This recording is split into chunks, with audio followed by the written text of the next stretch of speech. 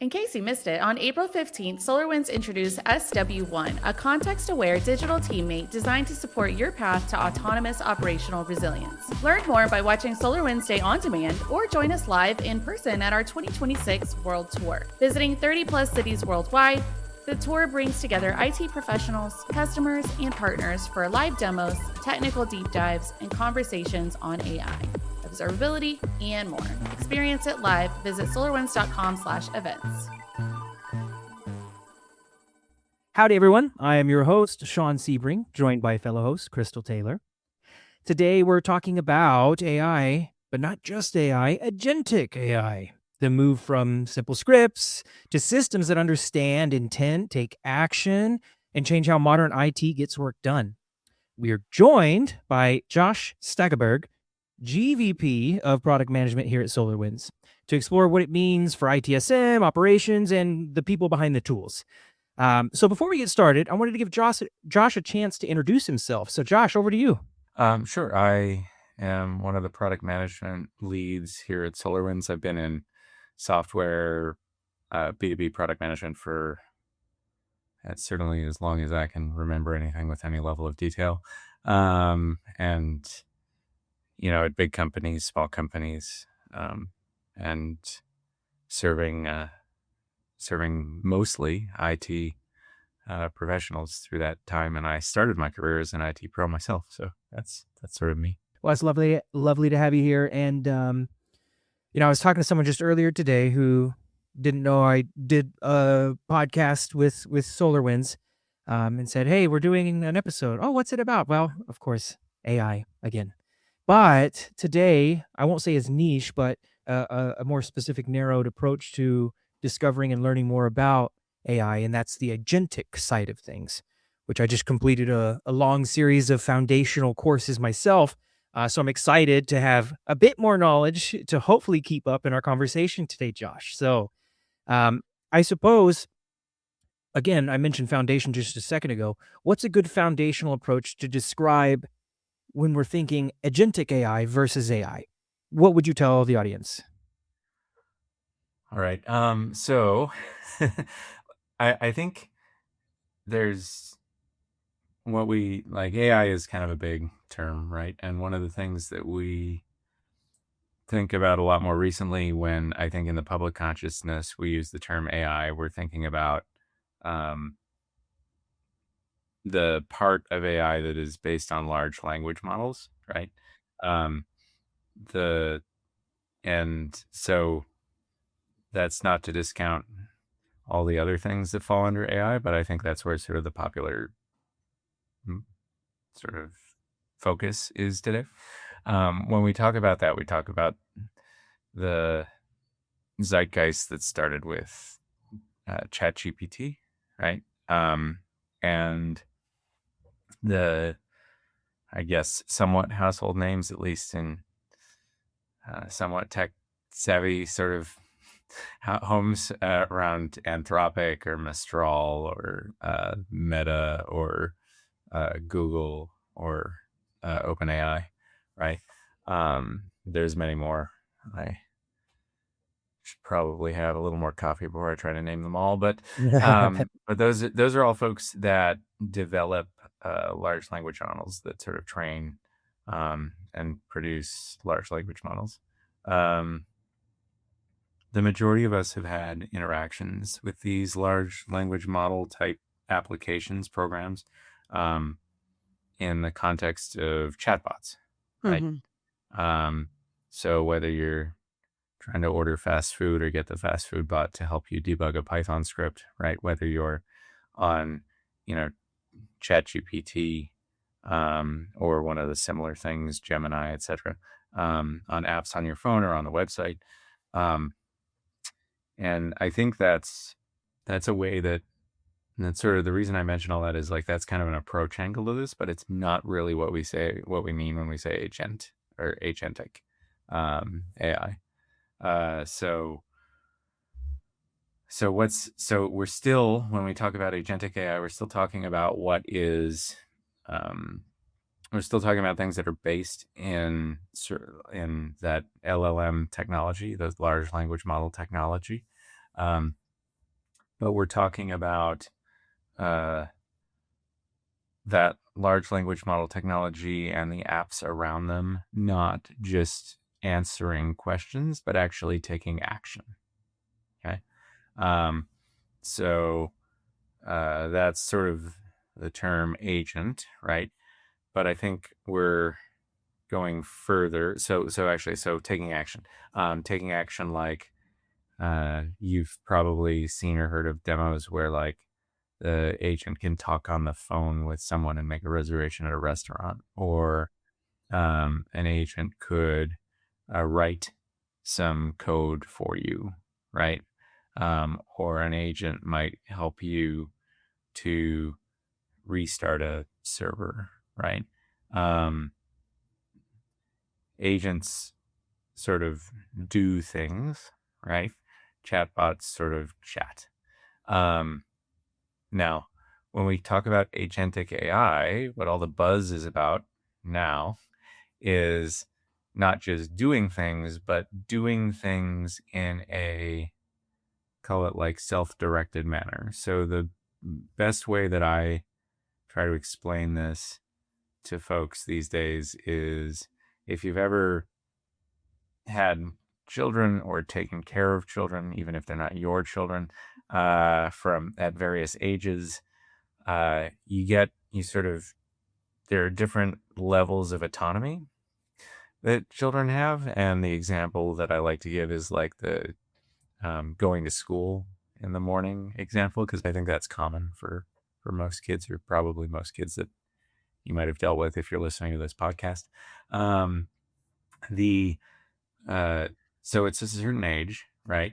You can tell your kid to put on their shoes, and they just sort of look at you like you're an alien. Like, what do you mean?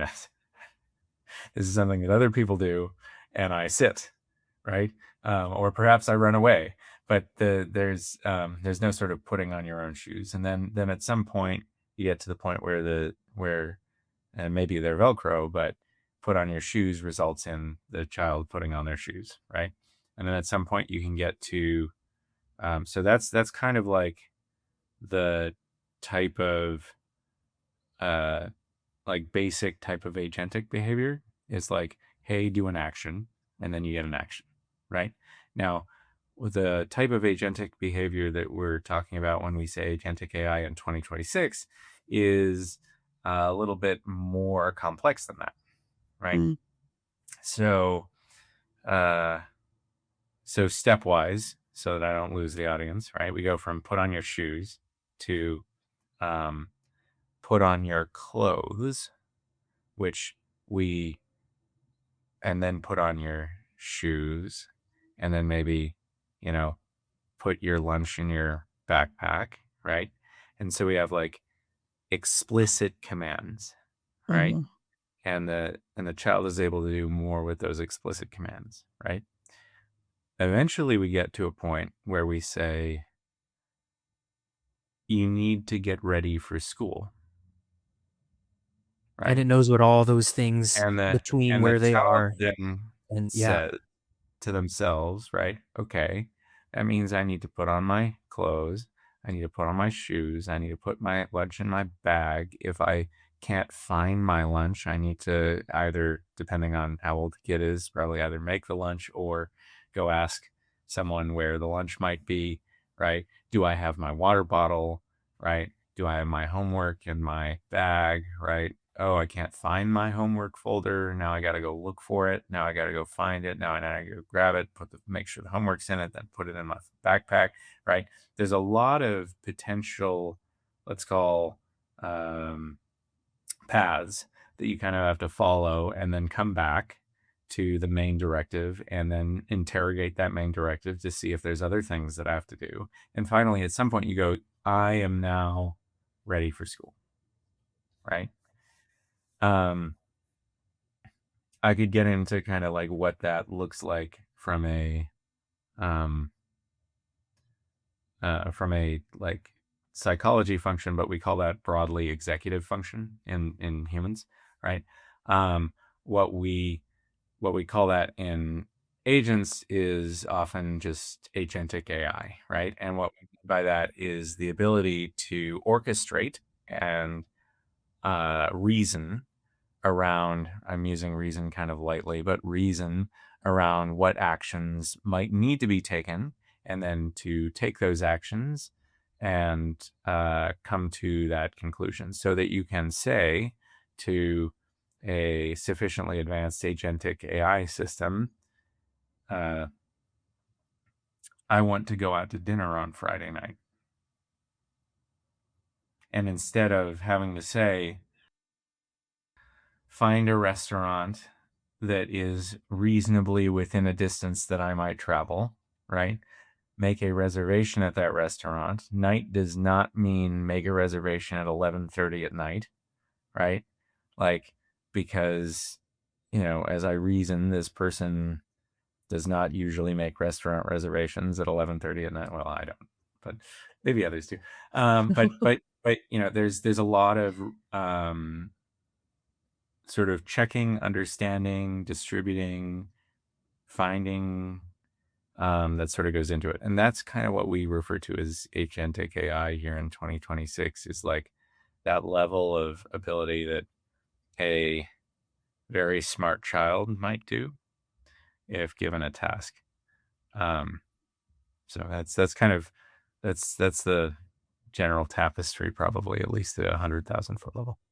So is it fair to say, so my understanding of agentic AI is more of like an environment of agents that sort of can interact with each other. So is it fair to say that while one agent is the child getting ready for school, and there's Ooh. another agent that is also making your dinner reservation, and then there could be another agent that's like cleaning. They have their own tasks, and then they can interact with each other as needed.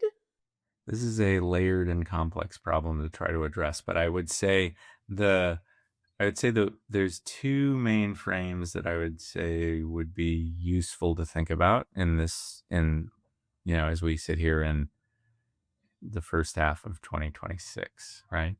And one would be, there is there's a bit of necessity around having different agents doing different things that is driven by the state of the technology at this point, right? So, um, a generalized agent may not be able to perform all those functions as well or as cheaply, right? Um, may still be able to perform those functions, right? Um, so that's sort of one way to think about it, right? If we believe, I'm not saying whether you should or should not believe, but like, if we believe that we will eventually achieve a state of AI that is a more generalized intelligence, right? Then you would expect that eventually a single agent could do a lot more. And I would say that a single agent can probably do a lot more in 2026 than they could in 2025 or even now versus a couple months ago. Mhm. Um, so it's important to think about that. And then it's also important to think about, like, what is an agent in that context, right? Um, I have a somewhat reductive way to think about it that I think is easier to hold in your head, right? Than the sort of technical reality of what might happen in January or March or May or August, right? Of and it's that the brain of the agent is effectively the LLM. So uh, if you create different apps that you call agents, and they're all using the same brain, right? It gets a little inception-y to try to think about like what, like, is this a different agent? Is this the same agent? And I have a background in modern philosophy, right?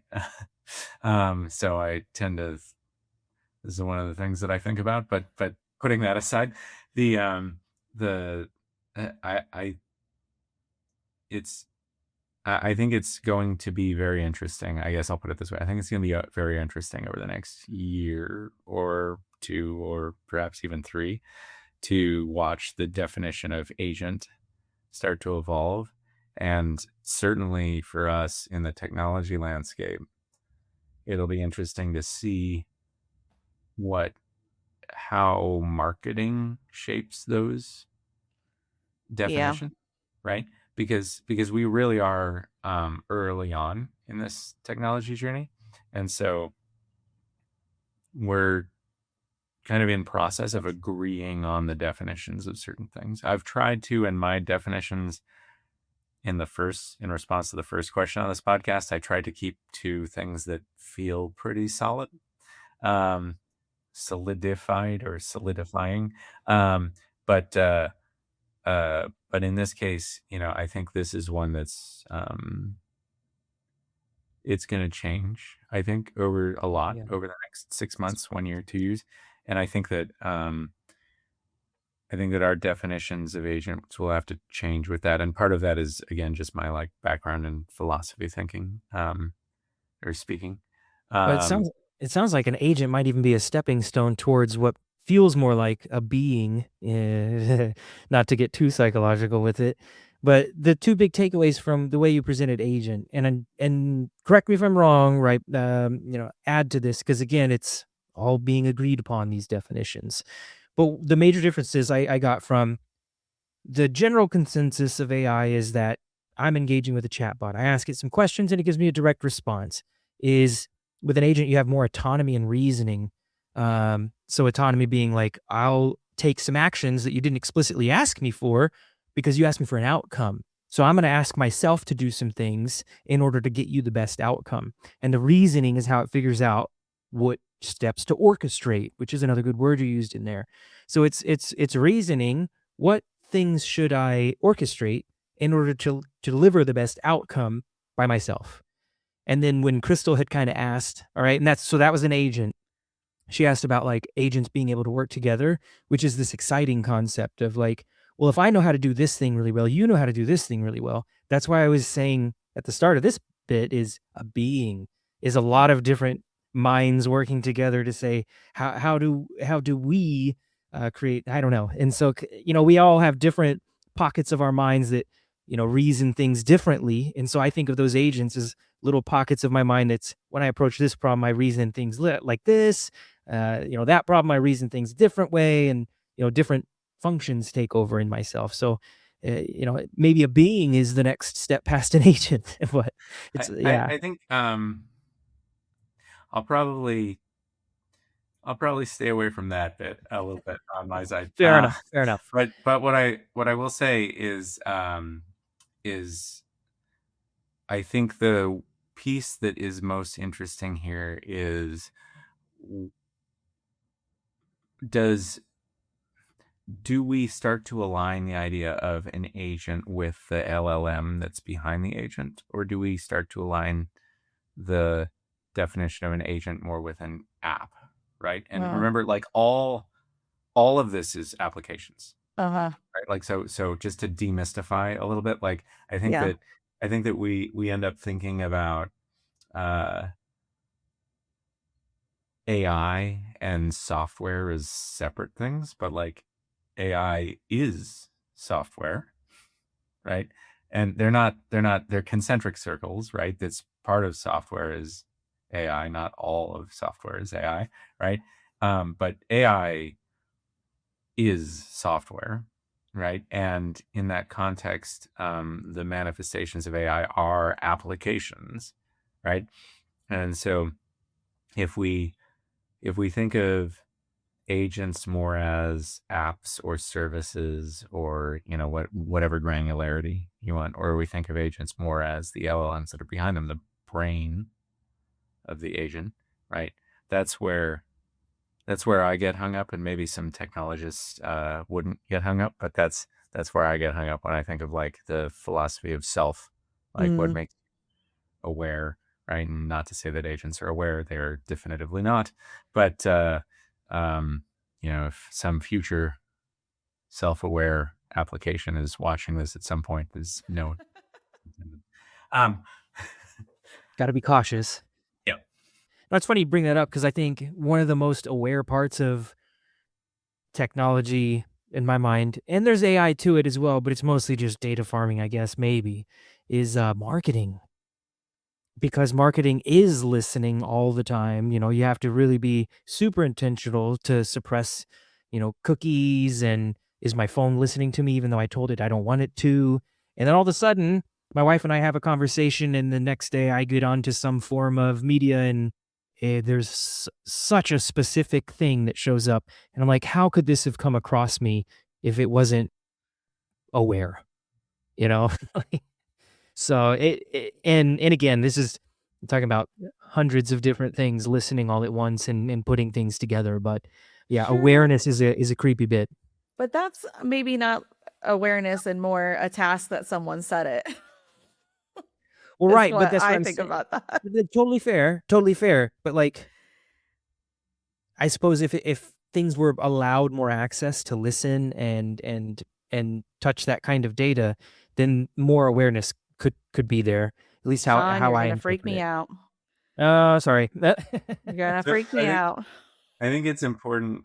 It's important for me personally, as like a networking person, to say like you have to pay attention. Like, for instance, I don't want to scare people away from like home-based devices where you can address them and then ask for things, like, and I think that's actually a common sort of scare bugaboo in Mm. this context, right? I think it's find a network person, find someone that runs something like SolarWinds on their own personal network, plug in that device to that network and tell them to show you the traffic that's going back and forth from that device when you're not talking to it. I think you'll find that it's not quite as exciting in 2026 as it may have once been. But Yeah. I don't want to scare people away from those things. But I do want to talk about, Sean, the concept of ambient AI. Okay. This is not, again, remember I said like there's a lot of AI that's not directly based in like chatbots based on LLMs or agents based on LLMs.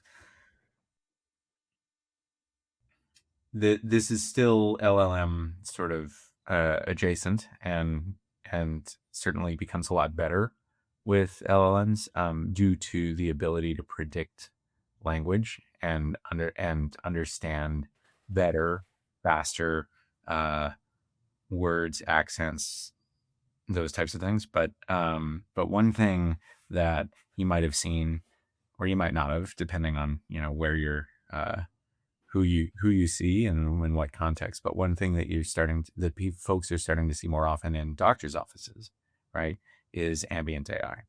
And so the way, if you've ever had a doctor or someone in that profession tell you, hey, do you mind if we use record this session so that I can pay more attention to you, right? It's an interesting thing in terms of like patient outcomes when we talk to medical professionals, right? Um, if you use an ambient AI, you can get all the notes without sitting there staring at the computer and typing while listening to the patient. And like as I'm assuming that the three of us aren't doctors. I'm not a doctor. I'm not Um, doctor. I'm No comment. I am um the I actually appreciate when the person who I'm going to, whether it's just my annual wellness visit or whatever, is looking at me and talking to me, right? And not feverishly typing notes about what I'm saying on the computer. And the way that they accomplish that in the case of like my doctor is they use what's called ambient AI, right? And what ambient AI is doing is it's actually doing exactly what Sean was talking about, is like listening to and transcribing and then working on all the things that we're talking about, right? And so that I think is going to become more ubiquitous as bandwidth, as um, folks' privacy sort of concerns continue to be eroded. Right? Like I think that will become more and more a part of sort of what we expect out of things, which I think is actually separate and distinct. But this is a different topic, which I won't go into. But it's separate It's and fair. distinct of what we've seen from like the ability of Meta or Google to be able to target ads, right? Which I think is actually a set of technology that we saw Facebook's. This is going to date this podcast pretty specifically, but like we saw Facebook or Meta's earnings last week, and they were they had a extremely positive result in their earnings based on using these new LLM based technologies to better target ads. But I think a generation ago in this ad stuff, when I say a generation ago, I mean a year ago, right? That's how fast AI is growing. Yeah. Significantly Last less year was a whole sophisticated. different generation. Yeah, well, even though we feel like it was extremely sophisticated, it was significantly less sophisticated a year ago without these LLM technologies. So it's kind of an interesting. Anyway, that's a different topic, and I'll try to not to go down too many rabbit holes here. It's so easy to rabbit hole. It's interesting stuff. Like we talk about AI a lot, and obviously AI is permeating like every layer of reality at the moment, right? Like, I mean, we're using it at work, we're using it at home, it's in restaurants, it's in your doctor's office, it's like literally it's just everywhere. So it's hard not to talk about it. But like learning about like the concepts and the technology behind it is very interesting. I think that we don't know there is a like we all have now mentioned like some of the fears that people have around it, and I think that not that fears aren't valid, because they totally are. As I just mentioned, I have my own fears around all of this, but I do think it's really interesting to help like it learning about stuff does help kind of keep those fears reasonable, I suppose, more than anything, where you're learning about what they're actually doing is more helpful than the mysterious unknown, which is kind of I think how the general consumer thinks about AI. Like, I don't know what it's doing. It's magic. And for me, like the magic of it is it's exciting, but also is terrifying in its own way. Where, not to say that I understand it technically at all, but like understanding the concepts at least is it makes me personally makes me feel better about what we're trying to do with it. And I think that working at a company that is using AI both for like our roles and responsibilities and also building it into our products, it helps me to know like we're building things with purpose. Like there is a reason for it, and like how we're building them has a reason for it, and like how things are going to be interacting all has purpose. And I think that is more of a helpful context. Sorry.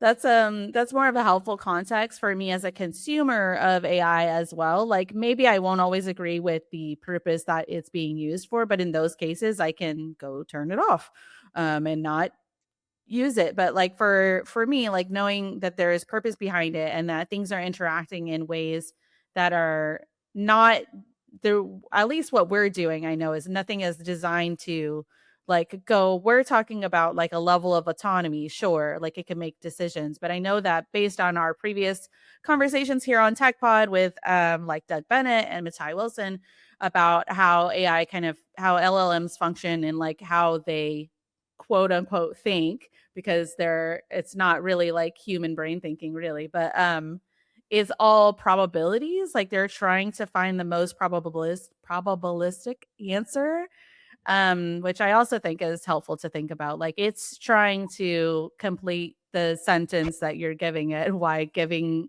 you the most likely answer, which I think is also interesting context. Yeah, I mean, we're preconditioned to look for the most likely answer in a way, right? Insofar as like we're all used to Google search, right? Mm. Um, but yeah, I think the two things that are super important to think about in that are, one is like, it is a probability, like, guessing algorithm around what is the next word going to be, but the way that it's trained is based on the internet, which is also interesting. Yeah. Wild place that is.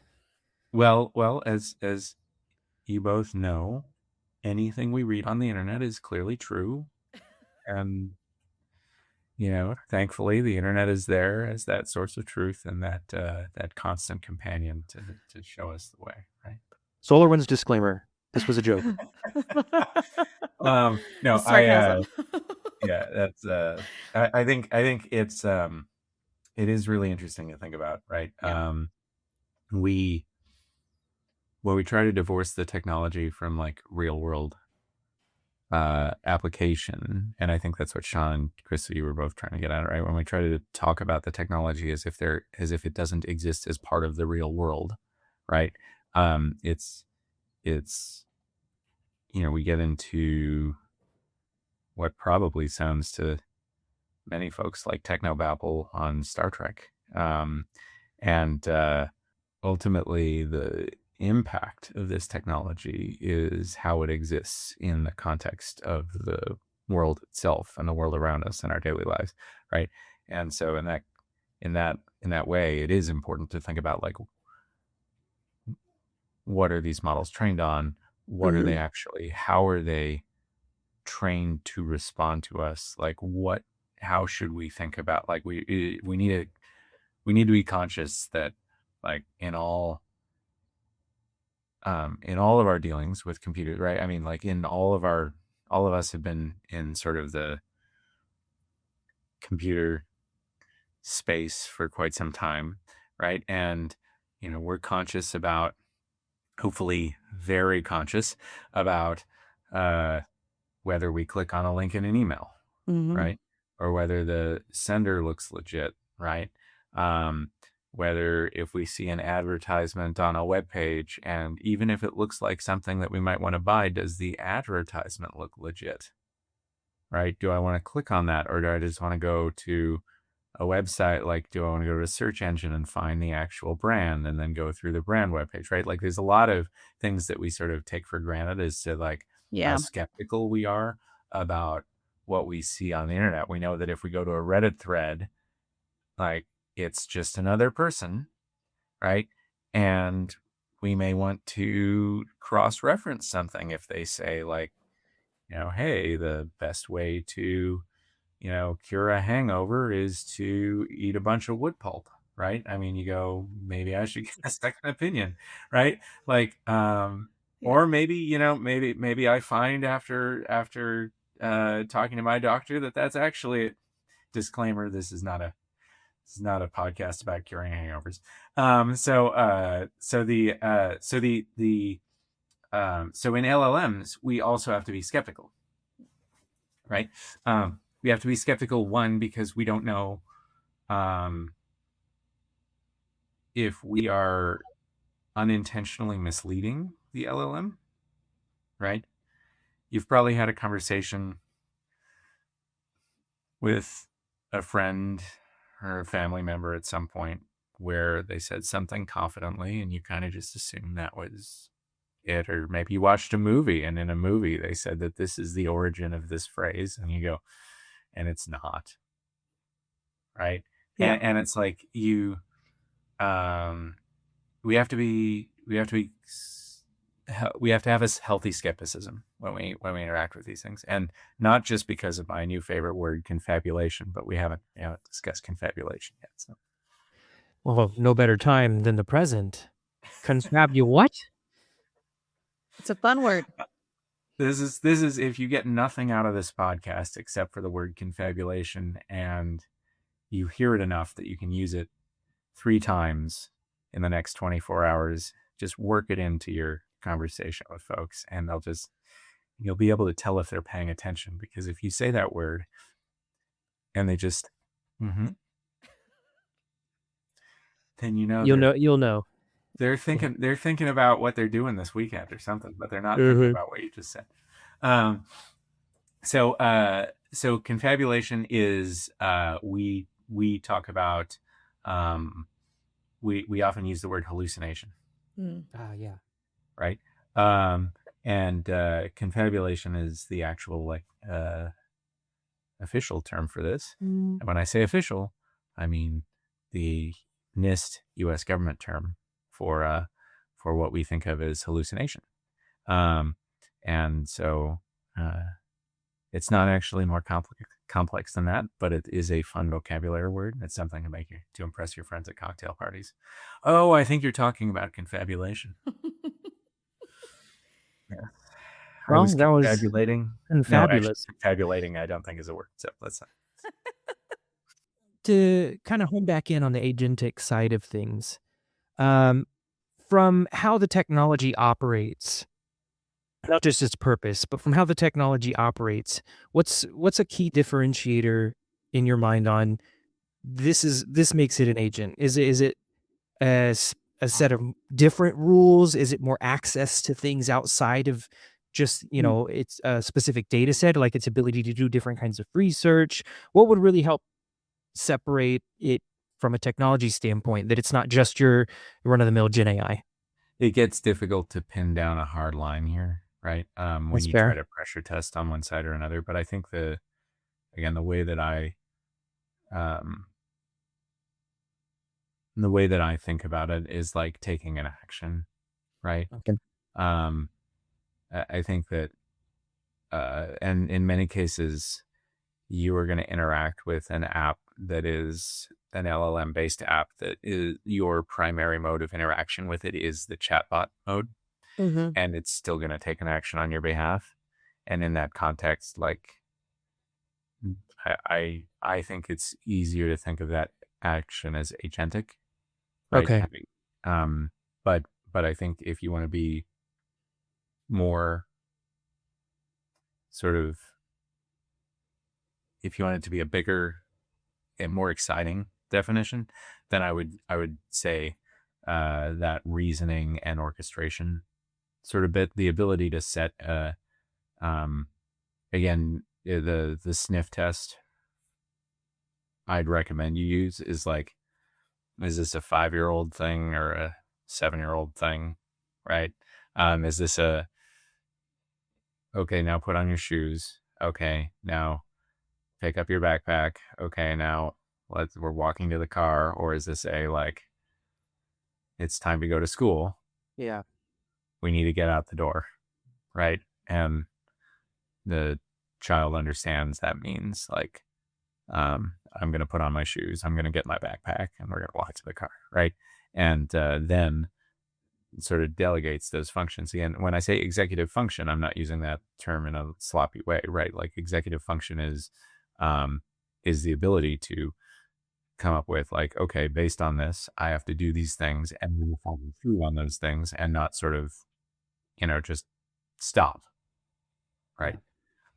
So, and we all have very much like, as humans, we have varying levels of executive function. And certainly when we don't sleep, even if we might have higher levels of executive function when we do sleep, when we don't sleep, we can experience much lower levels of executive function, right? So it's like, it's not a constant, right? So I think that helps a lot. I guess from the beginning part, we got the reasoning and the orchestration. From this reiteration you gave, it was more about that action versus. So I'm still trying to make myself better at separating, my typical understanding of Gen AI versus agentic, and it's that action bit. Whereas even if it feels like an action when I'm talking to, let's just say, ChatGPT, and I say, rewrite this email, that feels like an action, but it's all still just kind of discussion based. Nothing was actually done somewhere else. This What- is So where it's What this I is where it got, gets hard to pressure test the edges of this because it's all LLM based technology manifested through apps. yeah. Right? So if you want to go to like if you want to go to the definition you can use a definition that's based on like, I give you a directive, you reason out the directive, you figure out things to do, and you take actions based on that. Like, that's a pretty advanced version of that, which really only sort of manifested, I think, in 2026 or sort of late 2025, depending on sort of what circles you're in, right? Um, but I think agentic was already something that we were playing with before that. It was just a question of like, it was much simpler. Take again the progression of children, right? And this is why I Right. think this is so important. Like, when we talk about where we're at literally 6 months later, it's night and day difference in terms of capability. And 6 months from now, I don't think any of us have like a clear sense of exactly where we'll be. Maybe Dario has a clear sense, or Sam has a clear sense of like where we might be. But like, I think that most of us are kind of keeping up, right? And Wow. understanding sort of where we're at in 6 month periods or 3 month periods at this point. And in that context, right, we might, to my previous comment is like, I think the word agent or agentic is going to continue to sort of get a little less squishy over time, and it'll become more of a standardized term. But I think I think marketing in B2B will certainly have a strong role that sort of plays into this. But I think, just the capability will change, right? So like if today we have like 7-year-old capability in my analogy, right? Do we have 10-year-old capability or 13-year-old capability a year from now, right? And if we have 13-year-old capability, then like the question starts to become, okay, like now is has agentic become like the 13-year-old version, and like the 7-year-old version is like somehow semi-agentic or something? We're gonna need to grow into these words, right? I Refine don't it. know. I guess that's kind of a non-answer, but I think it's the reality of where we're at right now. Well, let's talk about that real quick. Let's talk about the speed at which things are evolving, because I think over the past like however long, there's been technology changes at a more and more and more rapid pace. It feels like year over year, and now we're in like week over week almost. Like it's evolving even faster than before, which of course right now means that the AI technology and agentic technology is evolving like very rapidly. Like things that I've seen that we are building between December and January were vastly different. Between then and now are like two completely different things, even though they're arguably we were working with similar technology to build the same kind of functionality. So like talk to me a little bit about that. Like how are we supposed like how are engineers and things like that keeping up with the speed of the technology change to implement this stuff? And then following that, like how are we as I guess consumers of it, adopters of it, um going to keep up? Putting aside sort of the discipline and of software engineering and how that changes, because I think that's probably an hour-long podcast in itself, and I'm probably not the best authority on that. But that is unquestionably changing, right? I think the way that engineers are thinking about the problems that we're trying to solve for customers, for organizations, right? In at least the B2B space, we're starting to think about how we can not just do like incrementally better, right? So, what do I mean by that? That's super reductive. And like, as someone who's devoted many years of my professional life to like bringing SaaS products to market for B2B, I'm conscious that that's super reductive to say things are incremental. But for what I mean incremental here, I mean like faster, cheaper, easier ways to kind of do the same things that we did before, right? So like instead of really an example I heard recently, which is like predates me, right, was like a room full of people doing math versus a single person doing math on a spreadsheet, right?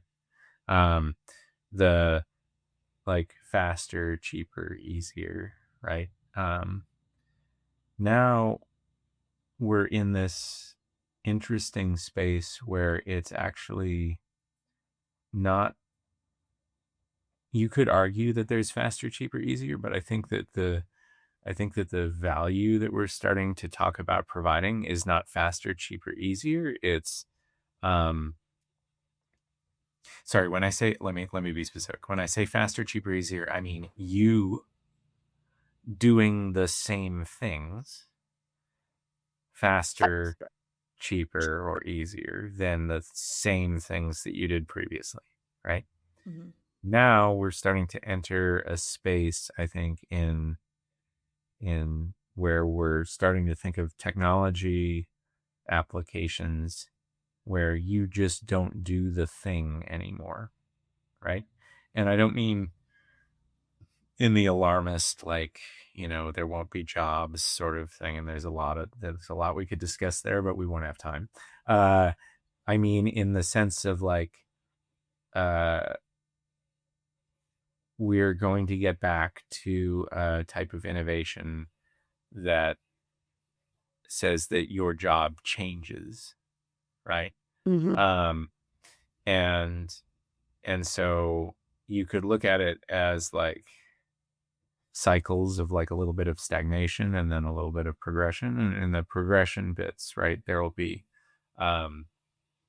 there's your job changes, like what you do changes, and the stagnation bits are sort of what you do is the same. You're just doing a little more of it, or doing it a little faster, or doing it a little easier, right? And like, so what do I mean by this? I mean, like in our world, like in an IT world, right?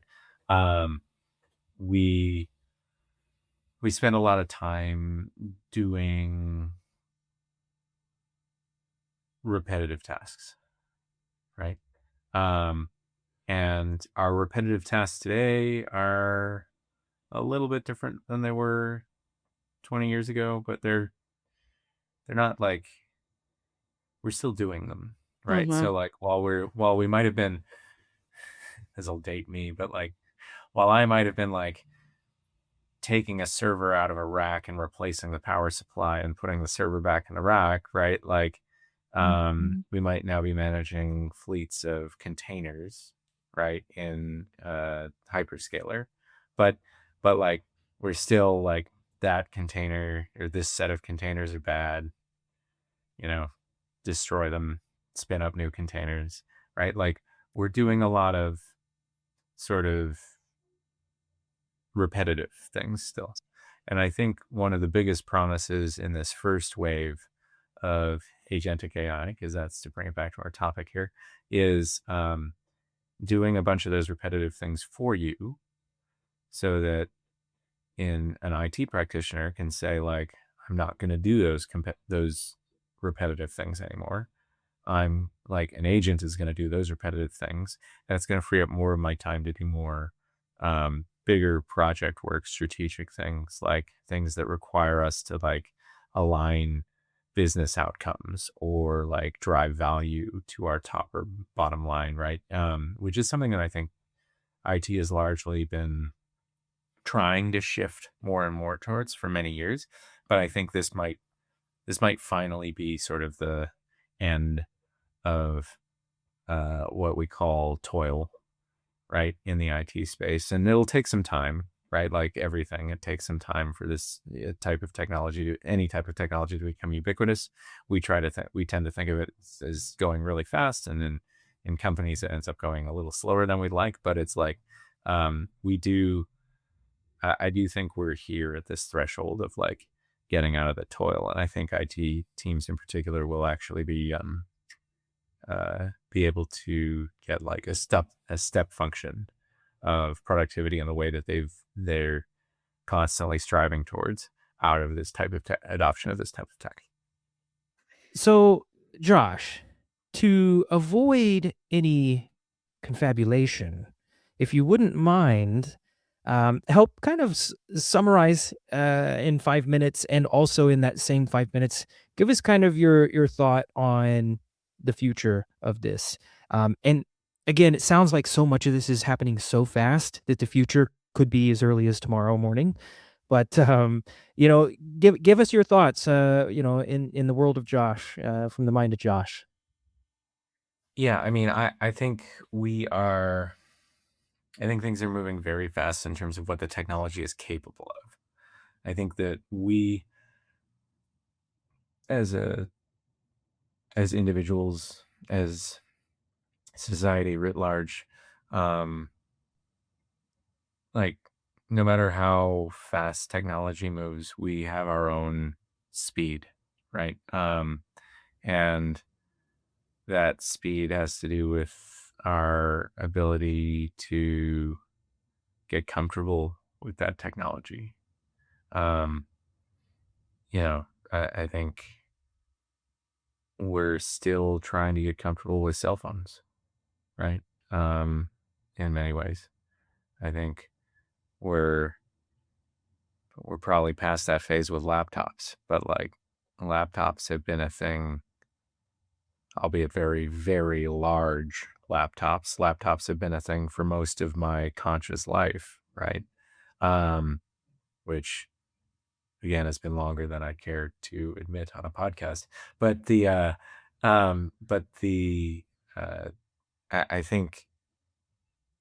I think we're at the first innings of this, right?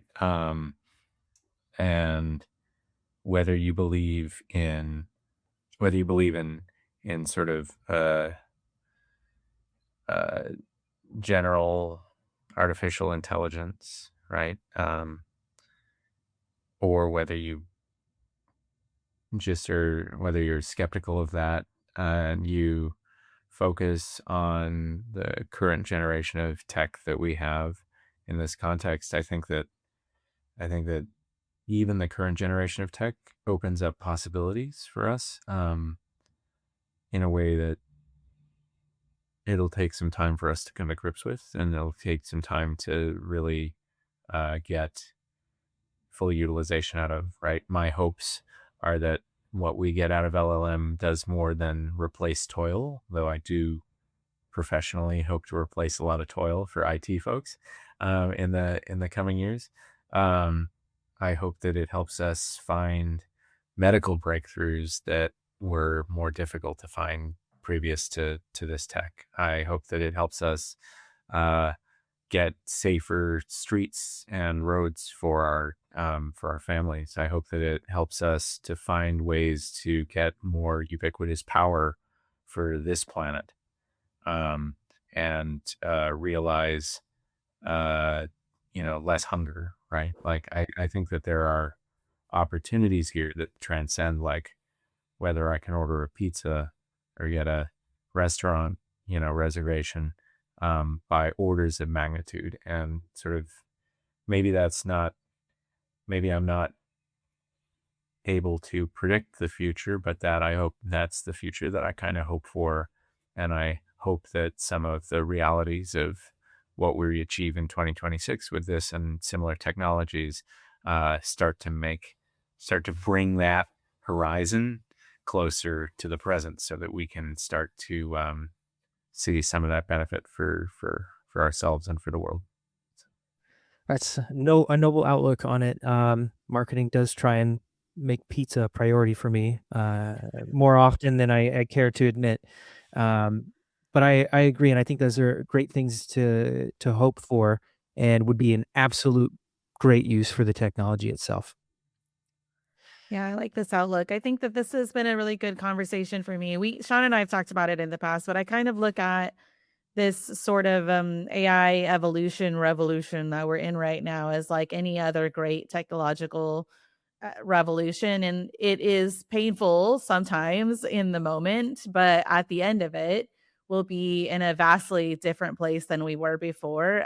We've talked about it in comparing the advent of cameras to paintings and the assembly line to hand manufacturing. And like there's all kinds of technology advances that have happened over time that have um, changed the way that we work fundamentally. And I think that we are in the next stage of that. And it's a little bit scary, I think, but yeah, I like that you have a very positive outlook on it, and I appreciate that a lot. I think that it is something that we have to learn how to come to terms with for the AI deniers. I don't think it's going anywhere.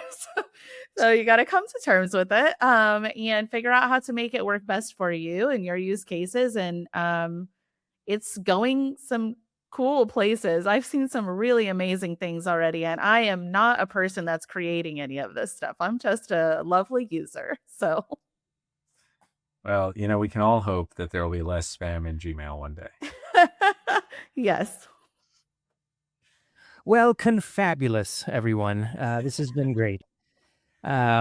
And yeah, so I suppose that's it for this episode of SolarWinds TechPod. And Josh, huge thanks for helping us try and unpack what agentic AI really means, not just IT people, but anyone today. So thanks so much, Josh. Yeah. Thanks, Sean. Thanks, Chrystal. It's been great. Yes.